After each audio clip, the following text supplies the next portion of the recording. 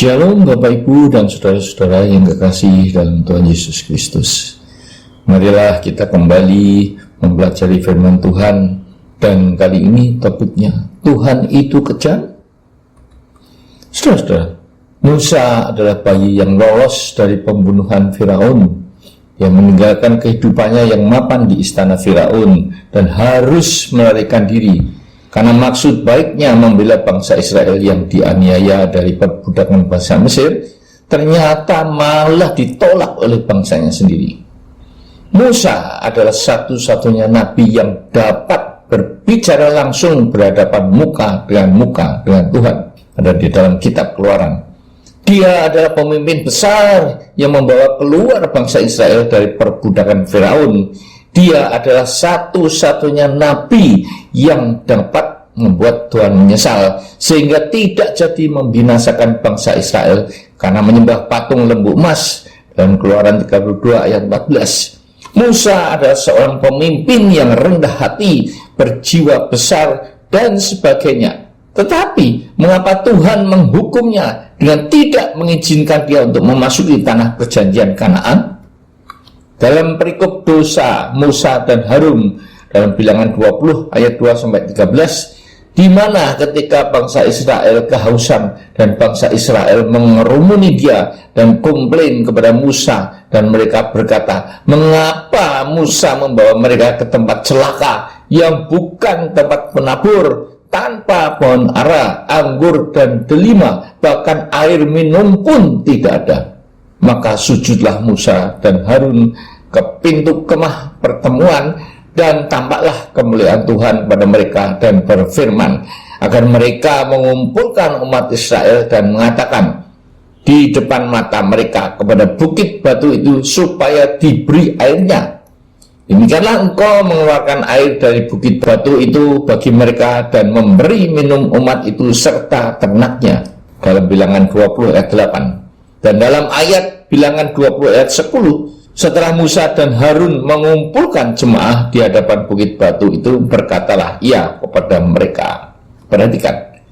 Dengarlah kepadaku, hai orang-orang durhaka. Apakah, inilah dia, kami harus mengeluarkan air bagimu dari bukit batu ini? Sesudah itu Musa mengangkat tangannya lalu memukul bukit batu itu dengan tongkatnya 2 kali, maka keluarlah banyak air. Dalam Bilangan 20 ayat 10 dan 11. Tetapi apa firman Tuhan kepada Musa dan Harun dalam Bilangan 20 ayat 12? Karena kamu, perhatikan, tidak percaya kepadaku dan tidak menghormati kekudusanku di depan bangsa Israel, itulah sebabnya kamu tidak akan membawa jemaah ini masuk ke negeri yang akan kuberikan kepada mereka.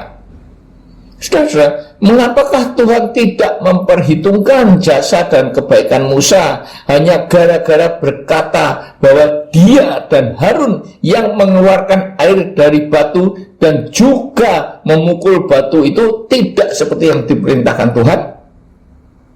Nah, karena melanggar perintah Tuhan itulah yang membuat Tuhan sangat marah dan menghukum Musa sehingga tidak dapat masuk tanah perjanjian Kanaan. Bukankah wajar jika Musa karena emosinya mengubah perintah Tuhan dengan menyebutkan kami yang mengeluarkan air dari batu dan juga memukulnya? Saudara dan saya mungkin mengira bahwa kesalahan Musa itu sepele, tetapi kata-kata Musa telah menggantikan kuasa Tuhan dengan kuasa dirinya yang dapat mengeluarkan air. Dikatakan Tuhan bahwa Musa tidak percaya dan tidak menghormati kekudusan Tuhan. Inilah penyebab hukuman Tuhan kepada Musa dan Harun yang tidak tunduk kepada kedaulatan dan kekudusan Tuhan. Saudara, kita seringkali sebagai hamba Tuhan juga mencuri kemuliaan Tuhan ketika kita dianugerahi karunia kesembuhan, karunia bernubuat, mengusir setan dan sebagainya, sekalipun dalam nama Tuhan Yesus, tetapi menganggap bahwa semuanya itu karena kemampuan saudara dan saya, bukannya karena anugerah kasih karunia Tuhan. Dan ternyata semuanya itu melanggar kedaulatan dan kekudusan Tuhan. Sehingga dalam Matius 7 ayat 23 ditulis bahwa Tuhan mengusir mereka, malah mengatakan tidak pernah mengenalnya dan mengatakan mereka adalah pembuat kejahatan. Saudara-saudaraku, maaf, seringkali ada oknum hamba-hamba Tuhan yang sudah terkenal, mempunyai nama besar, menyombongkan dirinya, dan lupa bahwa semuanya itu hanya karena anugerah kasih karunia salib, dan lupa bahwa hanya salib saja yang berhak untuk dimuliakan, bukannya diri kita. Malahan seringkali kita menggunakan berkat-berkat Tuhan untuk kepentingan pribadi, memamerkan jam Rolex yang mewah, rumah dan mobil yang mewah, dan sebagainya. Bahkan kata pendeta Debbie Basir dalam Pastor Conference bahwa uang untuk misi didepositokan, tidak takut akan hukuman Tuhan atas perbuatannya itu. Amin.